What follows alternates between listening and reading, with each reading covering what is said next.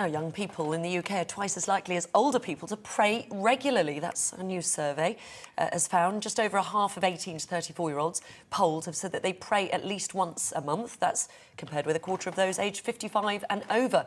Well, young people are also more likely to attend a place of worship at least once a month. Well, joining us now to talk about this, Caroline Farrow, columnist at the Catholic Voices. Thank you for joining us. Very good to see you. Oh, that face tells me I've just said something wrong. Sorry, no, it's a Catholic Universe, but that's fine. Catholic Universe. I apologise. Let's get that right. Catholic Universe. Well, very good to see you this morning. And I'm just wondering, given that for the last year most churches have been closed, how are we working this data? Well, I think there's a number of reasons behind it. I mean, it certainly bears out what a lot of church leaders are seeing and saying, particularly, I think, in urban areas. So, we know that in sort of urban areas, there will be a higher concentration, perhaps, of religious minorities. And, we're seeing this in some of like the mega churches in London in particular. There are huge numbers of young people. And also, I think in the traditionalist Catholic movement as well, that is burgeoning and full of young families. And I think there's a number of reasons behind this. Of course, we've had the pandemic and, at the moment, life is tough for a lot of people. And, young people are searching for the metaphysical answers and questions, what is the meaning of life, and looking for answers. I think the other thing is that in a society which is, post-Christian, it's largely secular, those people who adhere to their faith, take this very, very seriously. It's not simply sort of lip service, and these days to be a Christian or to be any other faith, I'm just talking from a Christian perspective for a moment, means that you actually take your faith seriously. It's not simply that, okay, I was baptized and I never saw the inside of a church again. It is, I am Christian, and this is what it means to be Christian. It means, going to church every Sunday. It means praying. And so I think, that those that we are seeing are those who are more generally religious. Morning, Caroline. And this is also, is it right that the numbers could reflect the move to online worship as well? So it's much more reachable, really, isn't it? Possibly, yes and no. I mean, I think what we saw as a result of the pandemic and lockdowns is that, a lot of people were really alienated from their faith community, particularly older people. And for a faith like mine, like Catholicism, actually online services are not enough. Catholicism in particular is a very physical religion. The sacraments are physical and they have to be done in person.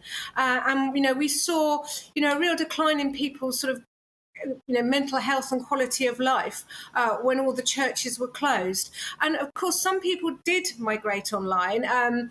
But the thing is, online services are no actual substitute. And very often, online services are, I know this, my husband is a priest, are very difficult because, you're reliant on a Wi-Fi connection and good equipment.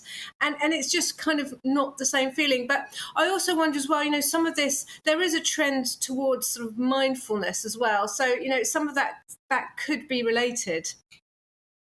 Caroline, I'm just wondering, given the difficulty that everybody's been through in the last year, and here we are, we're talking this morning about politicians bad-mouthing each other. Do you think there's a sense that youngsters perhaps want a bit of moral guidance, want a bit of morality introduced into their lives because they're not getting it anywhere else? I think there is a lot of that. And one thing that I'm seeing as well, which is really wonderful for me, is I think a lot of the kind of woke sensibility that we have. A lot of people are actually re-examining. So whereas sort of 10 years ago, I might be called, a terrible bigot, because I have traditional Christian or Catholic views, people are actually beginning to re-examine what it is, Christians believe and why. And actually, I think in some instances, it's a refreshing alternative to the woke culture. Now, that's not to say that Christianity is harsh or condemnatory or judgmental, as a lot of people seem to think that it is. But it's like, hang on a minute, we should allow all voices. I think we're seeing the public square, there's a desire to see the public square open up a bit more and realize that voices of faith are as welcome as everybody else, and people are actually far more interested in what I have to say and why, rather than, well, actually, okay, you're a hateful bigot. But I think, yes, I think people are looking at, as I said before, for these metaphysical questions. For them, why are we here? What's life all about? Who created us? And they haven't had. We also have to remember that religious education in this country is terrible. It's really, really, really poor quality. And this is something that educationalists are complaining about all the time, that children are not being given a decent and thorough religious education. They might do a module on Christianity at school, but they're not really looking at these subjects in any depth. And so I think young people are coming to it fresh.